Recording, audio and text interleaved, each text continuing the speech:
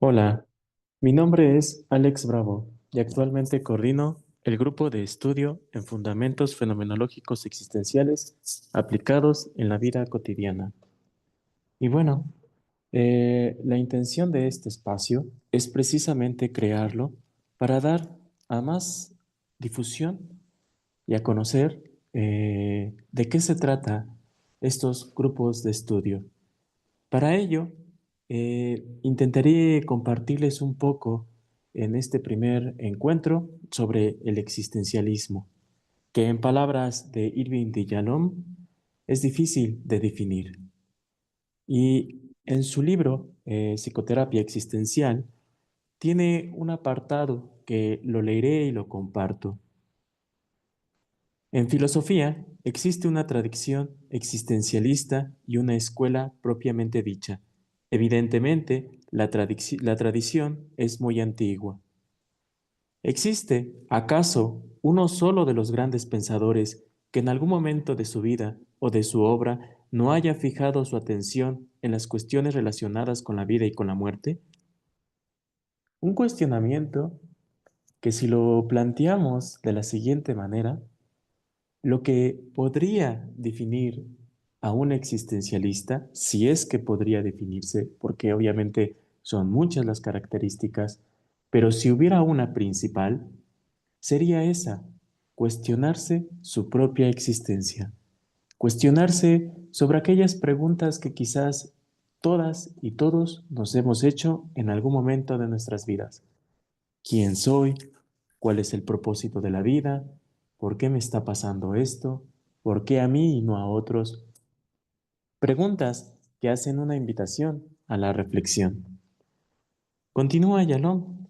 La escuela formal, en cambio, tiene unos orígenes claramente delimitables.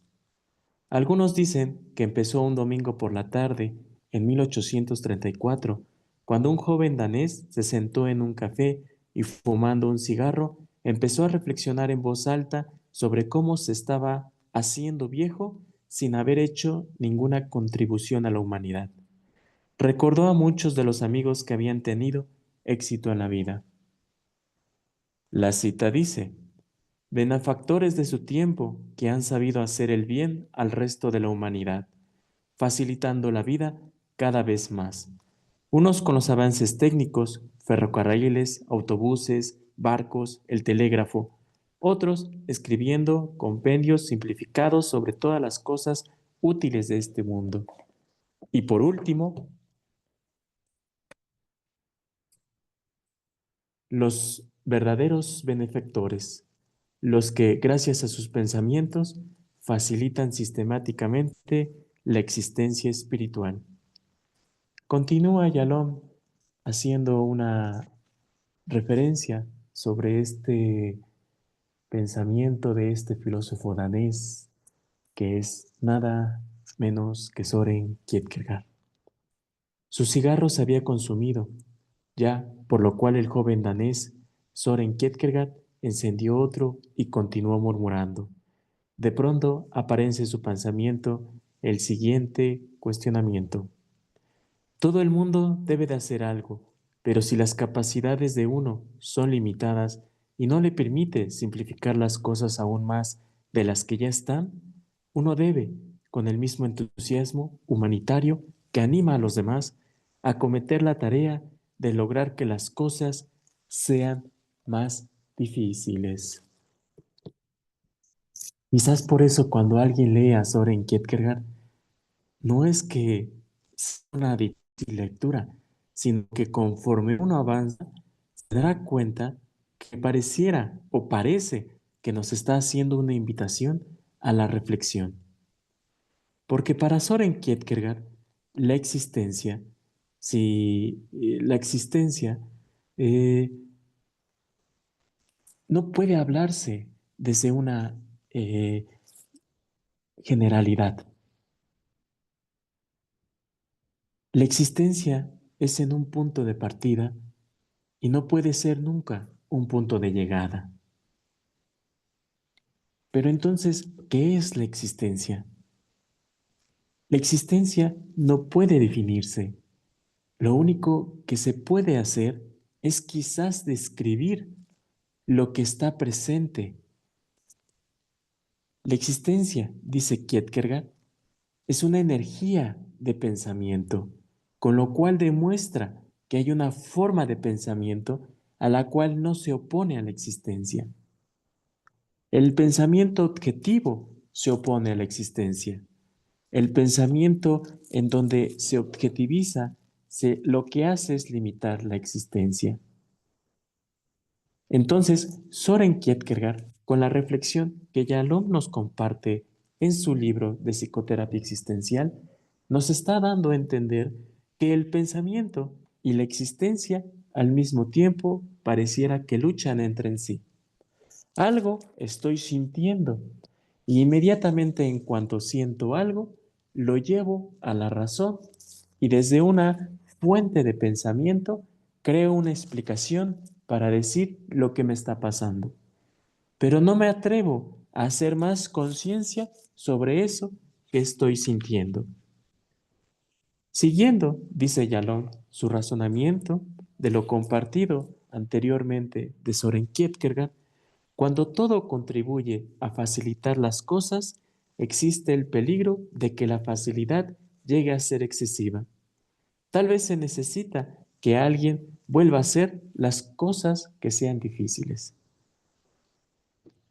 ¿A qué se refiere con el hecho de que tenemos que dedicarnos a encontrar dificultades? Bueno, el pensamiento lo que ha hecho desde una manera racional es aterrizarnos en una teoría de justificaciones y explicaciones que nos facilitan la vida, porque en realidad no concientizamos, no nos damos la tarea de reflexionar desde una manera inteligente, quizás sería la palabra, para poder analizar lo que nos está pasando.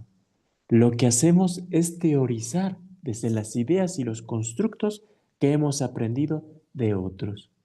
Entonces, solo por citar un ejemplo, si el día de hoy empieza a dolerme la cabeza, la teoría más fácil sería que me encuentro estresado o que estoy pensando muchas las cosas.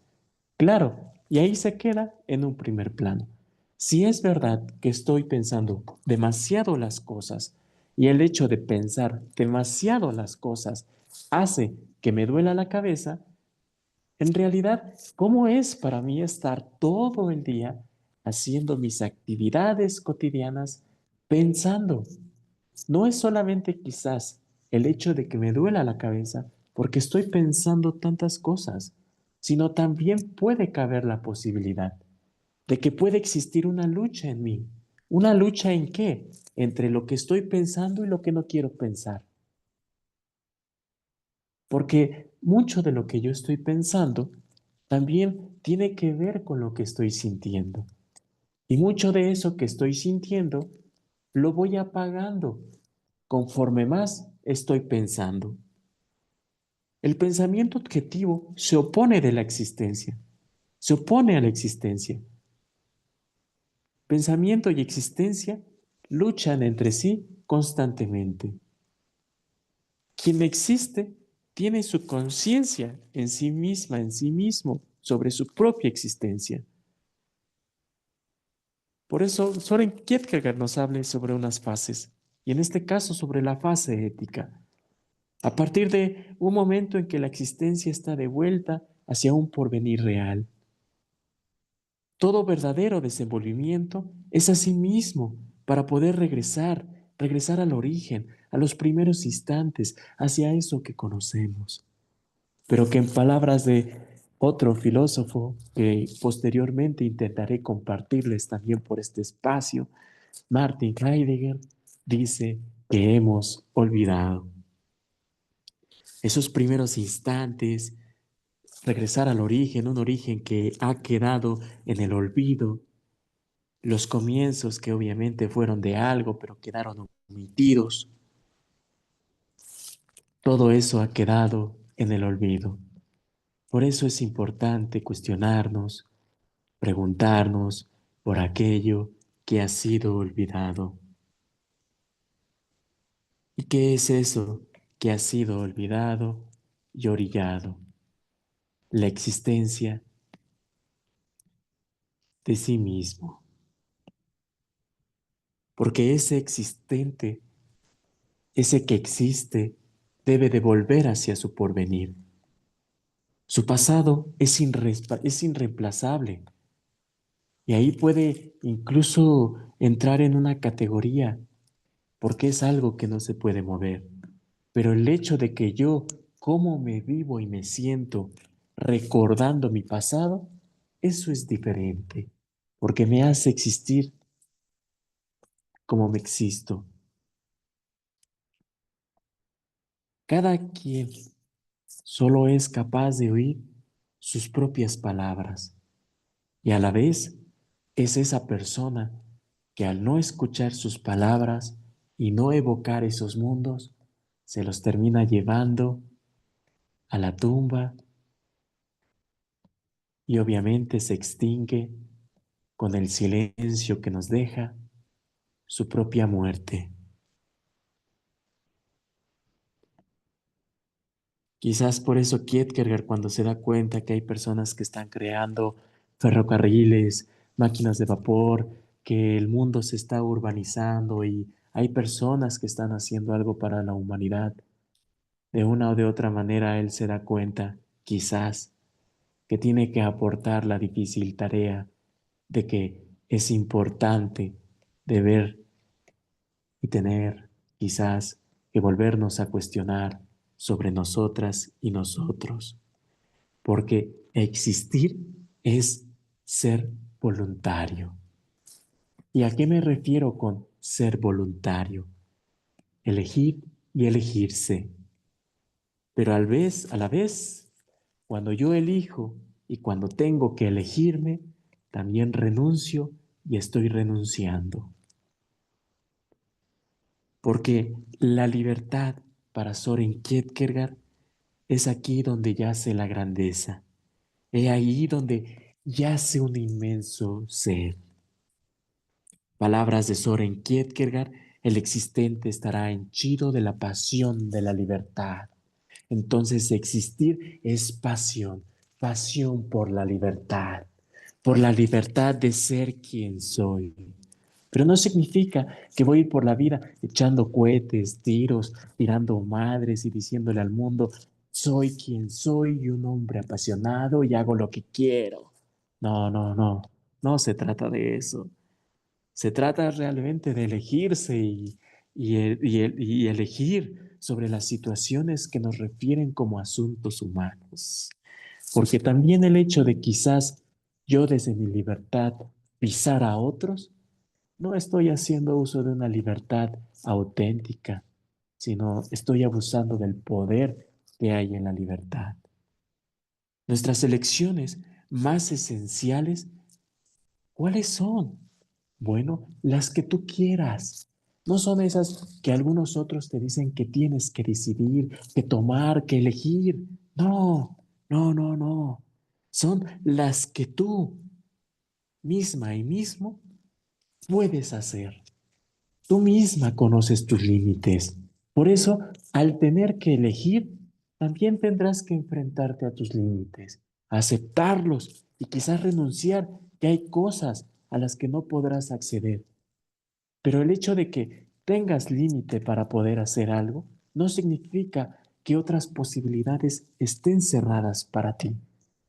O por lo contrario, las posibilidades que son posibles para tomarlas, elegirlas y apropiarlas son la fuente de tu existencia. Ahí es donde está la libertad de tomarlas o dejarlas. Cuando nosotros somos lo que Soren Kierkegaard dice, una repetición, al mismo tiempo, de una o de otra manera, sabemos que la elección más esencial será aquella mediante la cual siempre pueda apropiarme más y más y más de mí misma y de mí mismo. Por eso es que la elección más esencial es esa que tú decidas tomar.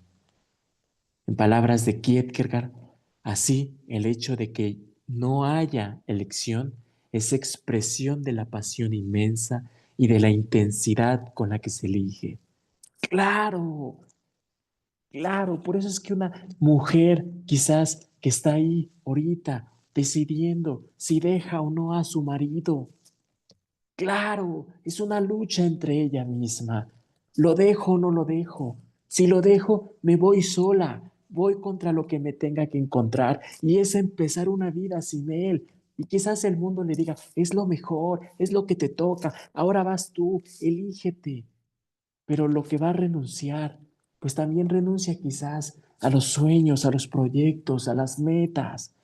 No, pero es que él te pega. Bueno, también quizás entre ella misma tiene que renunciar ante la posibilidad de que él pueda cambiar. Por eso es que como terapeutas existenciales lo que nos interesa conocer, al menos yo, Alejandro, es cómo es para ella vivirse entre elegirse y no elegirse, entre elegir y renunciar. Porque nos está hablando, como lo dice Soren Kierkegaard, una pasión inmensa, una intensidad con aquello que elige. Por eso sabemos que la elección más esencial será aquella mediante la cual pueda apropiarme a mí misma, a mí mismo. Y al mismo tiempo, tiene que ser un acto voluntario, porque existir es ser un ser apasionado. Debe ser inspirada, inspirado, pues eso es lo que es más alto, dice Soren Kierkegaard. ¿Qué es eso? Que es lo más alto, pues tu existencia misma, la existencia propia de cada una y de cada uno. Pero renunciamos a nuestra propia existencia para vivir la vida de otros. Entonces, regresando quizás al ejemplo de una madre, de esa mujer que se va a separar, siendo cabe la posibilidad, madre, no se separa de ese hombre y no sale de ese hogar, porque de una o de otra manera siente que el compromiso, el deber y el hacer la unen y son sus hijos. Y entonces se queda ahí 1, 2, 3, 10 años o toda la vida.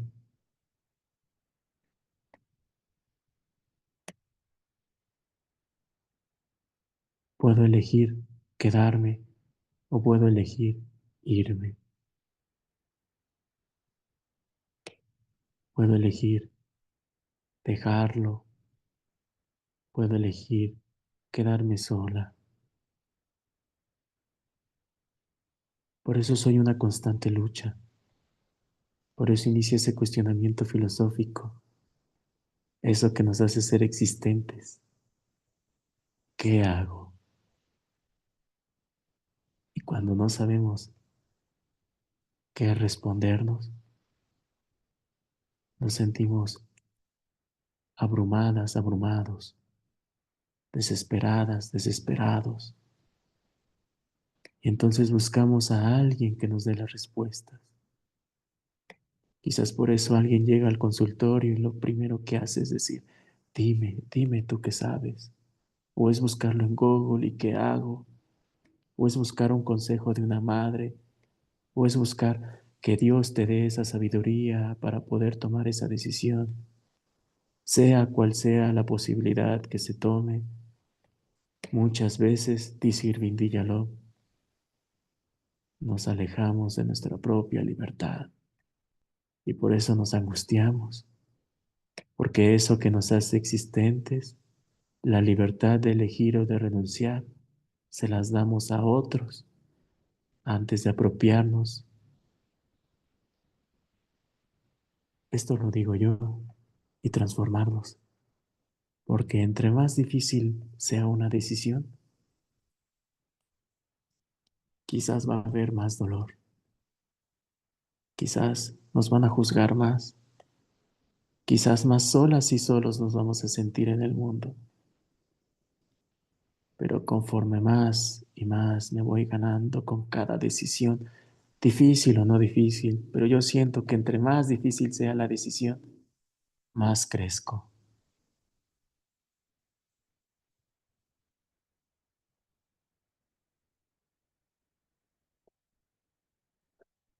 Pero hay que cerrar algunas puertas para que otras puertas se abran, dice la voz populi. Por eso, la existencia no es algo que pueda fijarse, porque como esa mujer que está decidiendo todo el tiempo, está siendo y dejando de ser. Es decir, es movimiento, es temporalidad. Ella, como yo, como ustedes, como todos, tenemos una tarea. Y es lo que Kierkegaard denomina la idea de un cuidado infinito de sí. Es decir, estar en una relación infinita conmigo mismo y conmigo misma. Es un saber que al mismo tiempo es una acción. Lo que se mueve en lo absoluto, obviamente, es la pasión por la existencia, la pasión por la vida, la pasión por quien puedo llegar a ser, pero la pasión por quien estoy siendo, la pasión porque quiero, por quien quiero dejar de ser y quiero ser. Sea lo que sea que te apasione, que te alimente y te mueva en este 2025. Continuaré compartiéndoles más sobre Soren Kierkegaard en los siguientes días. Mi nombre es Alex Bravo y te hago una invitación para formar parte del grupo de estudio en fundamentos fenomenológicos existenciales aplicados en la cotidianidad de mis días. Porque sí, hasta para entrar a una tienda y decidir si me echo una coca o un agua o una cerveza es elección. Toda la vida, en todo acto cotidiano, estoy eligiendo. ¿Cómo me vivo en cada elección? Eso nos hace existentes. Existimos en cómo sentimos las cosas.